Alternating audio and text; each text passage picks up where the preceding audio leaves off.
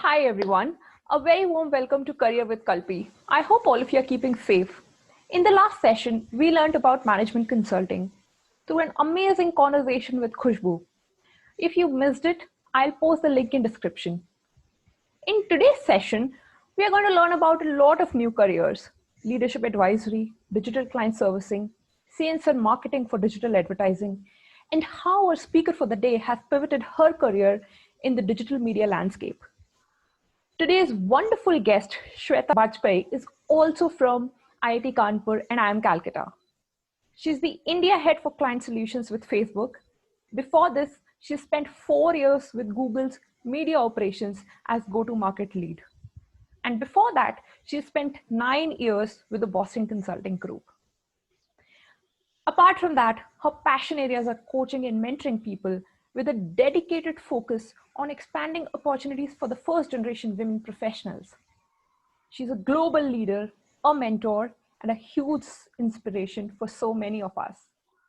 Hi, Shweta. Thank you very much for taking out the time to be here on the series. Our audience is going to benefit immensely from this session. So, first of Hi, all, Kalpi. Thank you for thinking of me, and thank you for doing this. It sounds like such a great initiative during these uncertain times. yeah. So, Shweta, first of all, we want to better understand about your career journey because it's so interesting. And you transitioned from BCG, a consulting firm, to then Google and finally to Facebook in slightly different roles. So, we want to know how your roles Yep, and responsibilities have changed through these transitions. sure. So I'll probably take us a little bit back in time. Many years before you, Kalpi, I graduated from IIM Calcutta in 2007. And my specialization at B School actually was strategy. I was quite passionate about it. I did a range of courses.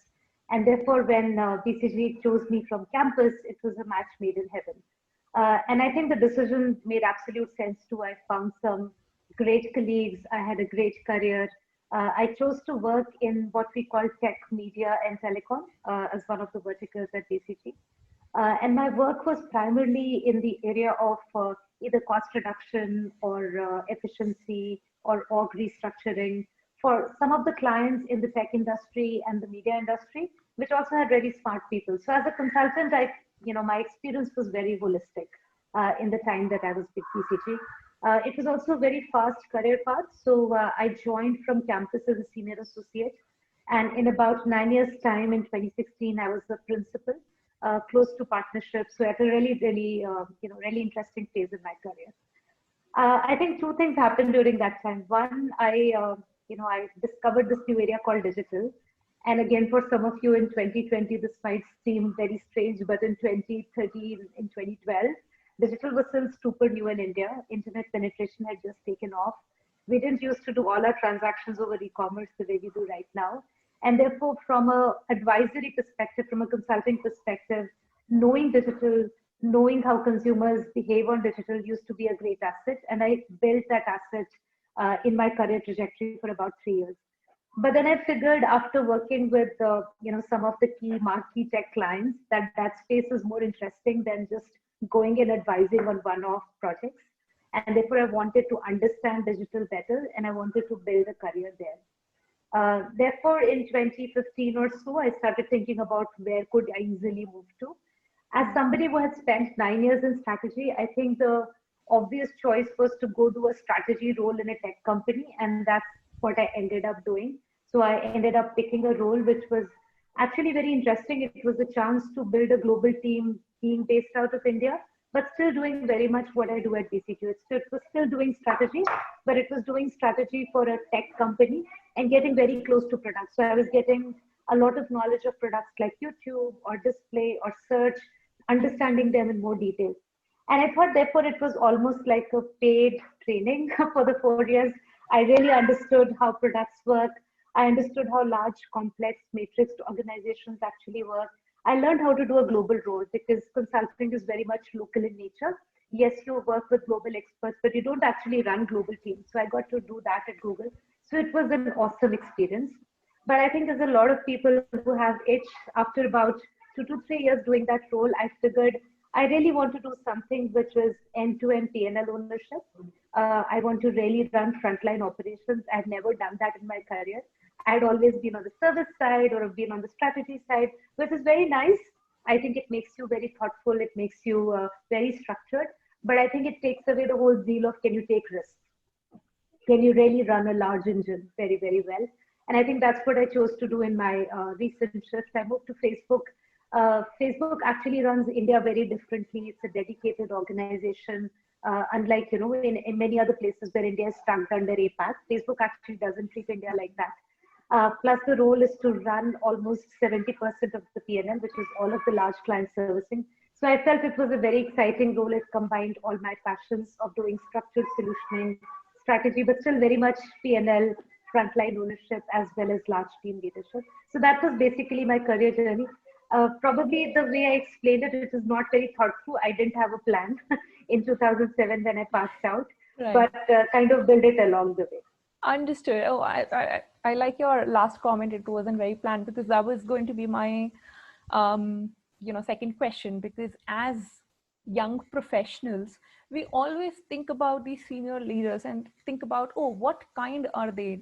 Have they always had this plan that they would work for a few years in consulting and they would move to then a strategy role and then to do something else and to reach the leadership position? Or is it that through the career they explore these careers and finally, based on their skill sets, pivot to a particular domain? And it seems like yours was the latter, in the sense that in the starting you weren't really looking for going into digital, but then you later on pivoted to Facebook's digital strategy. Okay, so then moving on to skill sets, because you mentioned in your answers as well that for Facebook it was a bit of different role because you were doing frontline P&L for the first time. We understand that there's a wide variety of skill sets that are needed in consulting, but then can you pick a few skill sets that helped you actually transition to Google and Facebook in the later stages of your career? Sure, Kalpi. So, and I was trying to possibly answer it when you asked me the question on whether the career choices happen by accident or they're really thought through. I think passions should be thought through. What I mean by that is, even when you're pursuing consulting, and consulting is a generalist career, to be fair, think about what is that one thing that you'll be known for, what's the expertise or the marquee skill that you'll be known for. I was fortunate to discover that on digital. I was fortunate that I was known as someone who would do pitches across the industry on digital. I had a lot of knowledge base around it. I used to even help doing primary consumer research because I was very interested in digital trends. And therefore, in a group of clients which were close to digital, I became a known face. And that's where I think the two things that are really important in career, network and skills, come into play. Right. I wouldn't underestimate the importance of that. So while your exact career choices can be something you discover along the way, never play down the importance of those two things, which is the right network and the right skills. Network is built in two ways. One is obviously every connection that you're doing with respect to your skill should be treated exactly like that, as a network. Every conversation you get into it, you should absolutely leave it saying, what should this person remember about you in terms of the skill set you bring to the table? Right. No matter how generic those skill sets seem to be. Even in my current role, for example, I've never done sales before, but the things that I bring to the table are the experience of having built a team from scratch, having run a global organization, understanding digital now for a really long time in my career, about 15 years or so. And that's what I'm taking to this role. I'm going to learn skill, which is the sales skill, while I'll be in this role. But think about this almost as a portfolio of skills you trade into. What you bring to any role is the network and the passion that you have about a topic or an expertise. And almost think about every role as, okay, in this role, obviously my passion is leveraged, my network is leveraged, but I'll also add the skill set to my repository. And it's very important to think through that repository very actively and in a forward-looking basis. The exact career choice can be very much in the moment or at the time that it strikes you. That makes a lot of sense, and that's very, very useful advice. So Coming to how your role evolved as you went up the ladder and acquired more senior roles, in the sense that even if there must be skill sets which you're using, which you learned in your younger days, but then the role itself would have changed. So one of the examples that you've already given us is that you started managing these global teams, which you probably weren't doing at BCG. So what are those other things which change as one moves up the ladder? So maybe Kalpi, I'll take back to consulting because that was literally when I started in my career. So I had, I think, I would say similar skill set as anybody else, like you or people who were watching the video. I had obviously done the right courses. I had two great institutes on my resume. Um I was possibly a little bit thought through or more structured than what they thought other people to be, just on the basis of the interview. But that's what I brought into the role. After that, I think I would say climbing up the ladder and how the job really evolved. I think the job evolved in two ways. It evolved in terms of saying there were a set of client engagements that I was made to be a part of. These were spread across the industry. So, and I'm sure in your earlier conversations you would have known, we actually start with a very generalist experience to begin with. So you do work across the industry, and then over a period of time, as people in a certain industry start liking your work or clients start liking you, you get associated with a specific vertical and you go into it. I actually think I was fortunate that that change happened for me earlier rather than many of us. And it happened on the back of the fact that I got to do a couple of long projects in the tech and the media space. I made sure that because I really liked the clients, I made sure that I was really involved in the thinking through process, or I was really involved in terms of shaping what are we selling next to the client. I also made time. So even when I was staffed on other projects, I said, I used to raise my hand up and say, I'll do magic time to help on the proposal for a client in that domain that I really like. Yeah. And therefore, that shift when it happened on saying, okay, now you've spent 4 years, it's time for you to choose a vertical. It was almost like there was no forced marriage. We both decided I really like that vertical. That vertical really liked me. There were clients who kind of knew me, and therefore that match was very important to happen. And after that, it was a linear curve because then I spent 6 years and just 5, 6 years just building that expertise within that vertical. I'd say at Google, it's a different journey.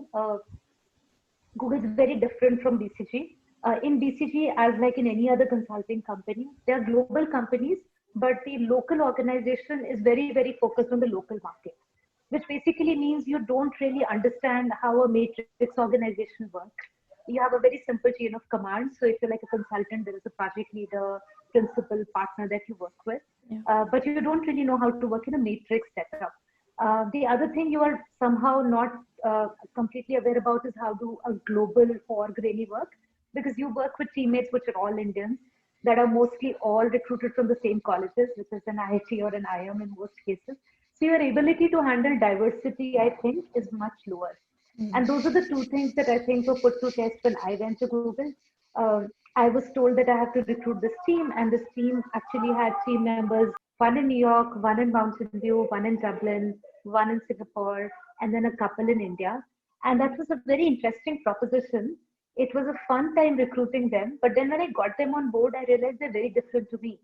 They come from different colleges, they have very different experiences, they have very different expectations from the role. So, how do you take this very, very varied team and you get them to do strategy and you still get them to uh, depend on me, trust me as a leader? I thought that was the biggest training of all. Um, I would say that I really learned through mistakes. Like I probably got one person on board. That person then gave me some feedback saying, Shweta, sometimes I feel like you don't hear me out. You have an approach and then you want everyone to just work with that approach. And I figured you're actually, very different to an Indian culture where it's a very simple line of control. That's not how it works. So I really need to listen to people. I need to be open to ideas. So it was, I would say it was a lot of hard learning and it happened with a lot of mistakes on the way. But I was lucky that the organization kind of gave me that room to figure that out. Understood. Very, very interesting. So, because you already mentioned about hiring for different roles, why don't we talk about what are those skill sets that you sort of look for in people when when you try to hire them, and how do they change across levels? And At the same time, I'm also trying to get a sense of, these client servicing roles or leadership advisory roles. What are the other career Sure. paths that people can take and then finally reach here? Consulting, of course, now we understand that consulting is one, but just your view on what are some of the other career paths through which Sure. people could develop those skill sets. Sure. So maybe Kalpi, I'll talk about consulting. I think in my experience, whenever I used to recruit in consulting as a senior leader, I would obviously look for the right background for sure, because you take people really young. So you need to have some indication of saying whether they'll be able to cope up with the peer set that they come in. I think where you come from is a great indication to that. So I used to look for that for sure. The other thing that I would absolutely look for is how much are you interested in the learning? Because consulting is actually a learning career. You get through multiple engagements, you understand about industries, you have to be really patient and really empathize with your clients to be able to be a great consultant. So that's the one softer skill that I used to look out for whenever I used to recruit in consulting. I'd say at Google it was a little bit different. I was forming a team on the ground, so I was forming a team from scratch. And therefore, one of the things that I surely kept in mind is strategy is something anybody can do, right? It's not a skill that comes on CVs. Therefore, the team that I ended up recruiting actually, Kalpi had salespeople, it had people from analytics, it even had people who had done like, hardcore engineering. The thing that I would look for is why is it that they're interested in doing strategy? And if the answer had something to do with their whole interest in understanding how decisions get made, how leadership makes decisions, how doing structured thinking, which will help them in their career back again. So a lot of people would come and do 2 year stints with my organization. And that was absolutely okay because they would leave me with some ideas and some ways of working and also take some very interesting skills back, like structured thinking or problem solving. So that's what I would look for. What is it that you want to get out of this career? At Facebook, it's a different view because it's a very fast-paced engine. It's a sales role. I can't be probably that relaxed in terms of the number of skills I look at. The type of people I recruit in my team right now are either from brand marketing or consumer marketing background. So you've gone and made decisions around how your advertising budget needs to be spent in the past. And now we will take you in and say, if Facebook is a mode to do digital advertising, how is it that you pitch it to your clients? Right. So that's the kind of background we look for.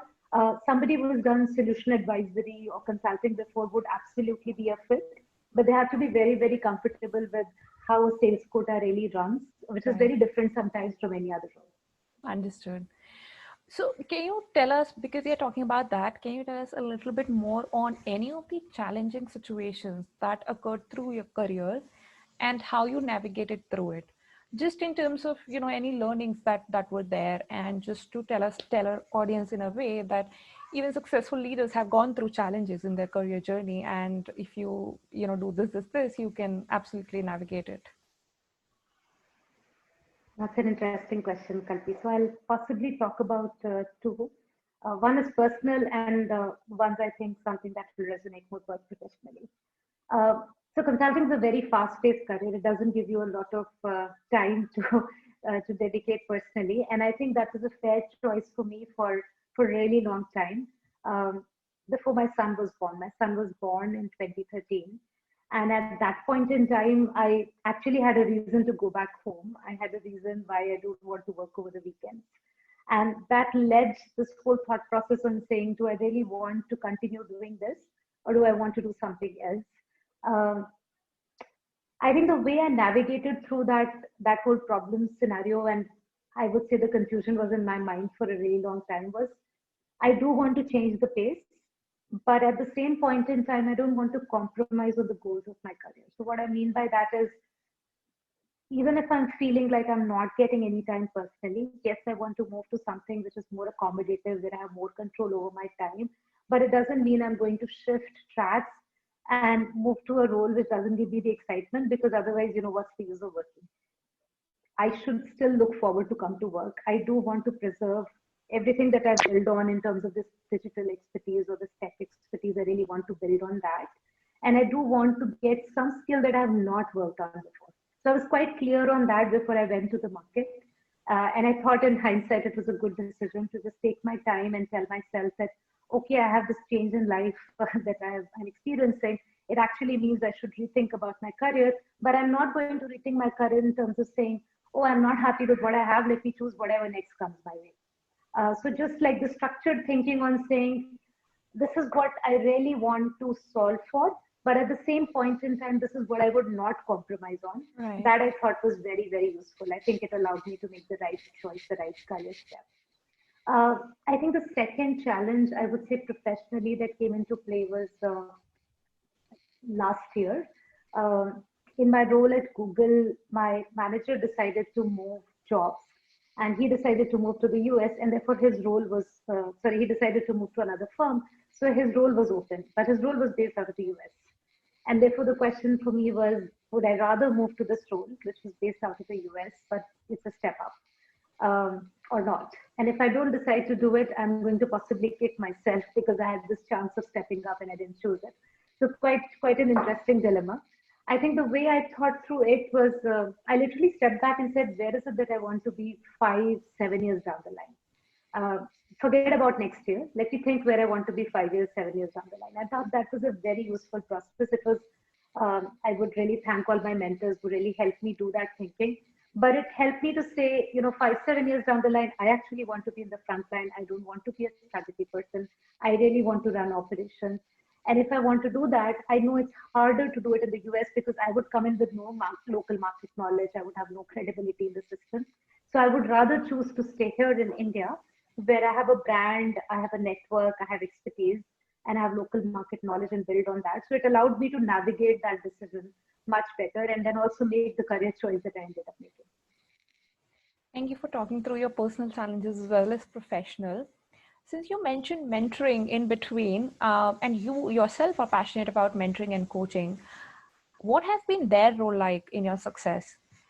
And a lot of people often struggle with, how do I find the right mentors? Do you have any tips to share with our audience on that? Sure. So, Kalpi, I believe in a circle of mentors. So, what that means is there should be a mentor for every challenge, every type of challenge that you would counter. Every time I have a parenting related challenge, and I have many of those, there is a mentor that I go to. Yeah, she's a woman, she's a mother, but she's extremely successful in her career. I usually look to her and I would ask for her advice. Whenever I have a career related challenge wherein I don't know what I'm doing next, or there's an organizational politics challenge that I'm not able to navigate, I have a friend at BCG, a very senior person who was a mentor, and he continues to be someone that I look forward to talking whenever I have that kind of a challenge. Whenever I have a challenge, I would say from a personal satisfaction perspective, and this is also very important, I think, as you grow senior, because then your life gets divided between, yes, there's your career, there's your home, which is almost as complicated as your career sometimes with kids and everything. But then there is, what are you doing for yourself? What are you doing for personal fulfillment? Right. And therefore, I have somebody that I turn to for that kind of advice. So my suggestion would be almost create like a board of mentors or a circle of mentors that you can turn to for every question. Try and get mentors which have to be unbiased. So basically, if you're working in organization X, try and find mentors that are outside organization X or outside your role, because that's when the best.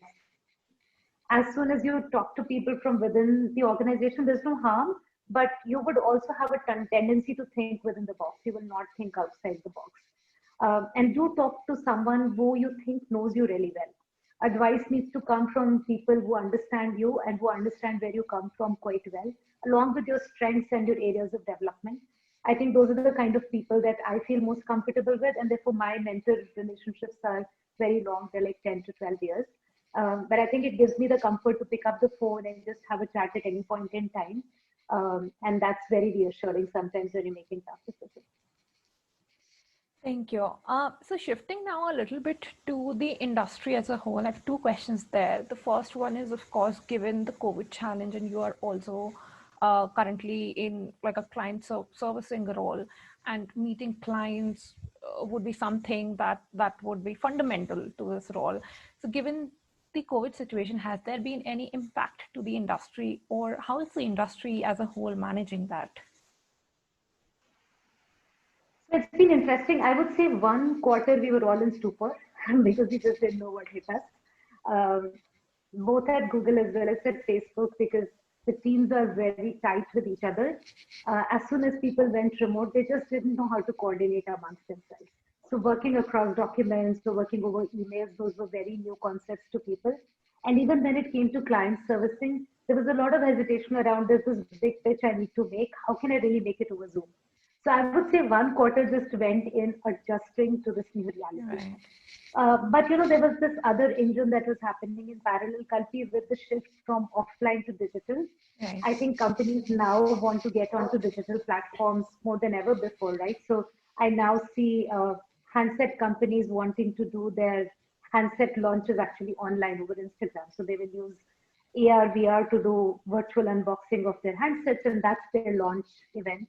I actually see cars being launched online. There are brands like P&G or Unilever, which are really thinking about how can they sell online through a direct channel. So according to me, there were these two parallel shifts happening, right? There was a hesitation and adjusting to the new reality from the org itself. But at the same point in time, clients more than ever before actually have a need to get onto the digital platform. And I thought that came in really handy later on this year. So Q3 and Q4 have been very interesting quarters from that perspective, because we've realized clients are actually very happy to talk to you, irrespective of what is the platform. And they're also very happy to listen about any new offering. So I would say this year has had its ups and downs. Therefore, the first quarter has been tough for everyone. But later on in the year, I think for the digital guys, at least, advising or client relationship has not been a challenge. Got it.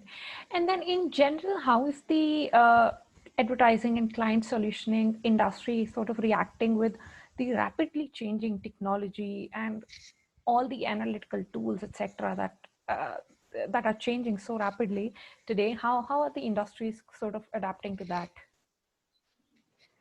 It's a great question, Kalpi. So, if I were to go back to 2015 or so, which is when I was advising media companies, a lot of people I would see in these companies would come from traditional media. So they would come from traditional print, media management, traditional TV background.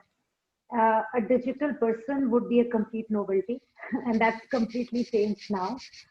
Thanks to OTT platforms, thanks to obviously Google and Facebook being now very large parts of the pie, you see that the landscape's completely changed. So agencies, which are big deciders of media spend, most of the big agencies now either have a digital offshoot or a dedicated digital subsidiary, which is obviously full of people who have digital marketing background, who understand these analytics, these very complicated tools, and they're able to therefore speak the language that we speak as platforms.